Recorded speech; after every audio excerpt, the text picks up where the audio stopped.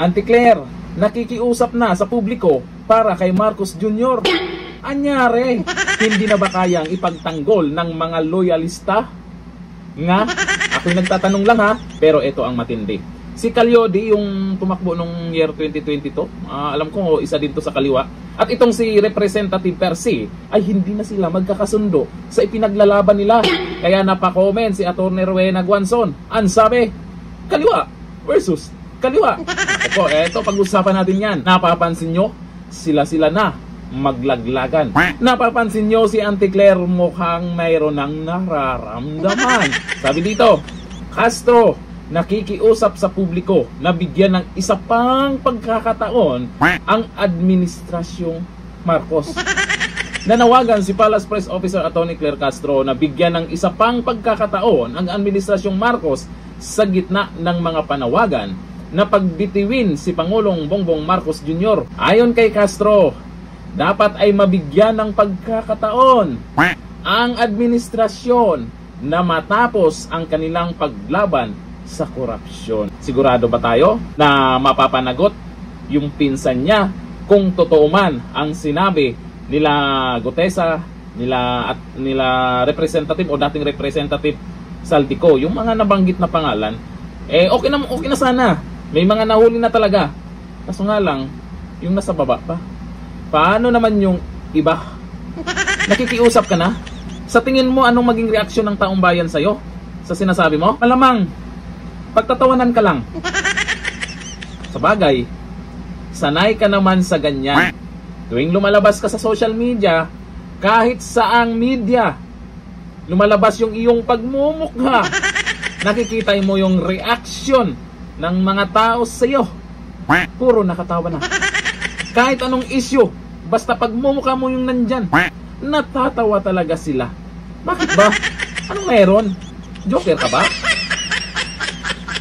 Yan ang katanungan ko. Kasi napapansin nyo, kahit sa kilalang ko lang Auntie Claire, anong sekreto mo? Ang dami mong napapasaya. Oo, kaya hindi pwedeng mawala ka dyan. Hindi pwedeng mag-resign ka dyan. Kung maaari nga, pag nagpalit ng admin, ikaw pa rin yung nandyan. O eto, kaliwa versus kaliwa daw. Sabi po ni Atty. Rowena Guanzon, anyari na sa kanila. Tungkol po ito kay Marcos kung ano yung mga pinaglalaban nila. Ito si Calyodi, nababahala sa mga pahayag ni Representative Percy para kay PBBM.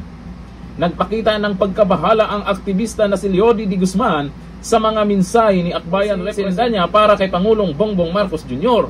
Ayon kay D. Guzman, nanawagan umano si Sendanya kay Marcos na huliin ang mga malalaking isda sa anomalya sa flood control project. Ngunit, ayon kay D. Guzman, paano mangyari kung si Marcos umano ang pinakamalaking isda sa nasabing anomalya?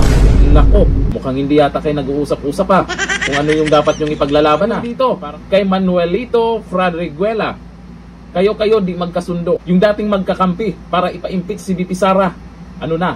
O di ba kay Saldico, dating Speaker Martin Romualdez, di ba magkakampihan sila dati? Ngayon ano na? Pinagtutulungan nila si VP Sara Duterte. Ngayon, ano na?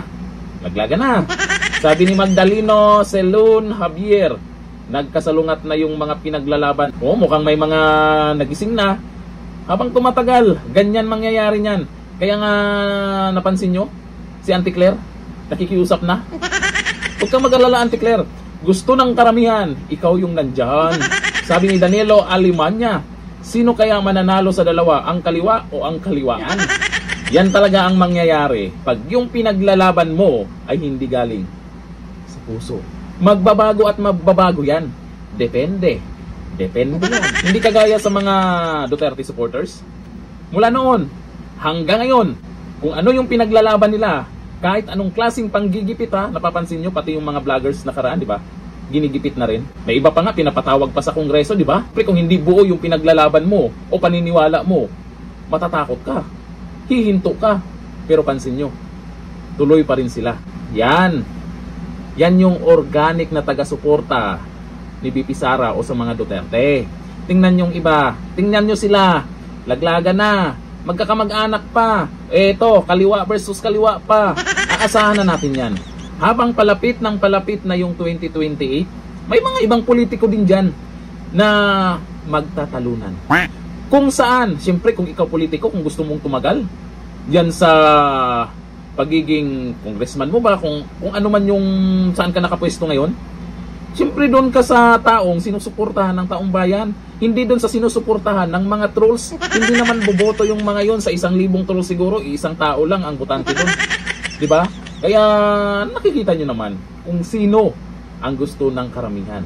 Luzon, Visayas, at siyempre Mindanao.